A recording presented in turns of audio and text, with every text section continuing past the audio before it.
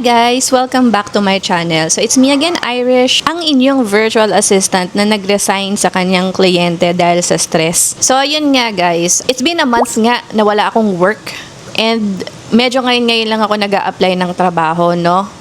Kasi wala na tayong budget eh. Medyo ang dami nating bills na babayaran at ang Meralco natin, alam nyo na, napakataas, 'di ba? So ayun nga guys, since matagal akong hindi nagpa-interview kasi isa lang naman yung client ko, no? Hindi naman ako nag-a-apply sa ibang client. So, hindi natin malaman kung anong mangyayari, kung ano na yung mga tanungan ngayon sa mga mga nag-i-interview. And actually, nagpasa na din ako ng application sa iba. Unfortunately, may mga nag-decline na sa application ko. I don't know ba. This one, yung application natin is for an agency. Nagpasa lang ako ng Saturday and today is Monday. Naka-receive ako ng email to schedule for an interview. And ayoko na ng paligoy-ligoy pa. Gusto ko na agad yung gabing yun, interview na agad. So, nag-schedule ako ng interview ng 11 p.m. ng Monday. So, ngayong Monday. Nakita ko kasi na parang ang hirap na ng mga applyan ngayon. Yung may mga video pa, may mga MM, may mga Loom pa, may mga Vocaro pa. Tapos, parang paulit-ulit yung mga tinatanong nila, medyo redundant. And yun din naman yung itatanong nila minsan sa interview. Ito ngang agency na applyan natin is, of course, mga Pinoy yung magi-interview. Pag yung Pinoy nagi-interview, medyo mahirap and mahaba. Madaming tanungan. Unlike kapag foreigner na mismo or your direct client ka is, maikli lang yung usapan. Ang tatanong lang sa'yo, kaya mo ba to? Kaya mo ba yan? Kadalasan, ganun lang. Kung kaya mo, go. Yun, ganun lang minsan kapag direct client. Pero yan, since nag-apply nga tayo sa agency, bakbangan doon ng mga tanungan, and I want you to stay there habang ini-interview ako. Though mga clips lang, yung mga clips lang yung i-share ko sa inyo, hindi yung full interview. And hindi nyo maririnig yung other side. Maririnig nyo lang is kung paano ko sumagot. Huwag nyo ako iba siya kasi minsan, hindi naman tayo perfect. Yung mga Englishan natin, medyo kinalawang na dahil ilang taon nga kung hindi naman ako nagko-calls, puro chat, puro email lang ako. Hindi na ako talaga madalas nagsasalita ng English unless meeting namin ng client ko dati. So, ayan nga, it's 10:42. Kinakabahan ako, guys. Kahit, alam nyo yun, I've worked in the BPO industry na for 11 years, more than 11 years. Naging team leader na din ako and 4 years na ako sa virtual assistant. I speak directly to the clients pero kabado pa rin. Para sa akin minsan hindi pa rin talaga confident sumagot sa mga tanungan at sa Englishan. Kumbaga, yun, kinalawang na nga tayo. Kasi hindi na nga tayo masyado nagsasalita ng English, 'di ba? So, ayan. Wait lang natin mag-11 and then yung mic nandito lang yan sa tabi ko para marinig nyo, ha? Okay, ito na. 5 minutes na lang, guys. It's 10:55 and mag-join na tayo ng meeting. Kabado malala.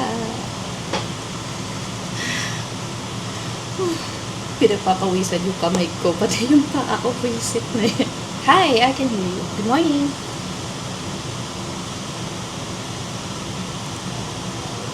Yes, can you hear me? So far, everything's good. I can hear you clearly. You can call me Irish. Healthcare VA, I don't have any experience when it comes to healthcare. Real estate, yes, I do have experience with real estate for like 2 years. But with that role, I've been like, for more than a year, I'm their lead generation specialist, recruitment, and also onboarding specialist. And then after like a year and a half, I was transferred as a transaction coordinator.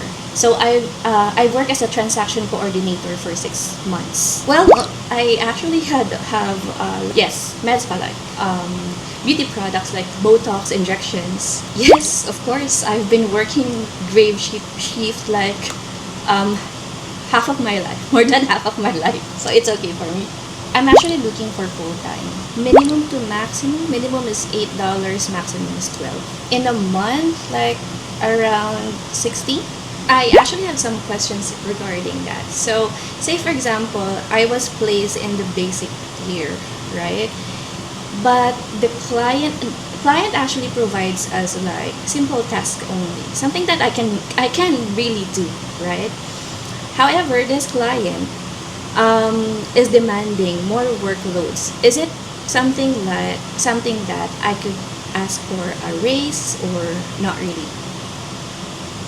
I'm actually open to that. Just one more question. So, are you actually strict when it comes to, I know that this is going to be a full-time job. So, is it okay for me to get another client outside, or are you also offering like additional clients? I'm 50-50 with that. I'm a college graduate, bachelor in secondary education. The thing that we actually needed to do is to make sure that we respond to that email within 15 minutes. So, that's the reason why I actually needed to stay alert and focus when it comes to the emails that we are receiving. This type of job is really tricky. So, you actually needed to be tedious. So, it's like making sure that everything on the document is correct. Because even if there's like one, like say for the address, if there's just one mistake, then of course you're going to be called out. My weakness is actually that I kind of hesitate to ask questions because I like to figuring things out on my own. Lesson for me is that I actually needed to make sure to clarify things, like ask questions, so that I could actually avoid those kind of mistakes, and also to improve my communication with my team and also with the agent. Puta. Utal-utal na tayo. Grabe yun 40 minutes ang inabot ng ating interview ito dito sa ano na to. So, yun nga lang, yung expected natin na salary, hindi natin mahihit dito sa company na to. Cause usually, yung salary ko is medyo mataas na, like around 60 to 80 na yung expected salary ko every month. But, ito is medyo mababa yung offer. So, but I'll still push with this agency kasi sabi naman niya, it's okay naman. Wala naman daw silang pananagutan or wala silang karapatang pigilan ako kung gusto kong maghanap ng additional clients. As long as nagagawa ko yung trabaho ko within hours na dapat nakalagin ako dun sa trabaho ko sa kanila. So, we'll see. And hindi pa rin natin sure. And napunta pa rin ako sa real estate. So, most probably, magta-transaction coordinator na naman tayo dito. Kasi yung in-applyan ko talaga dito, lead generation. Pero niref profile nila ako ng real estate. Kasi nag-base sila dun sa most recent job na nilagay ko dun sa resume ko, which is yung transaction coordinator nga. So, ayun. We'll see on the next days kung ano yung mangyayari, kung may assessment kasi. So, hindi natin alam kung makakapasa ba tayo sa assessment. Usually, ako talaga, hindi ako bumabagsak sa interview. Usually, bumabagsak ako sa assessment. Yun yung problema sa akin. So, kaya pag nauna yung assessment, yung mga in-applyan kong una, assessment yung nauna, ayun, ligwak na agad ako. So, eto, let's try yung assessment. So, kung makakapasa tayo sa assessment, then go, push. May client interview pa eh. So, most probably, sabi niya, within 10 business days to 3 months daw yung processing. So, pwede pa naman tayo mag-apply ng ibang client. So, hintayin na lang natin. So, ayun guys. See you on our next vlog. Bye!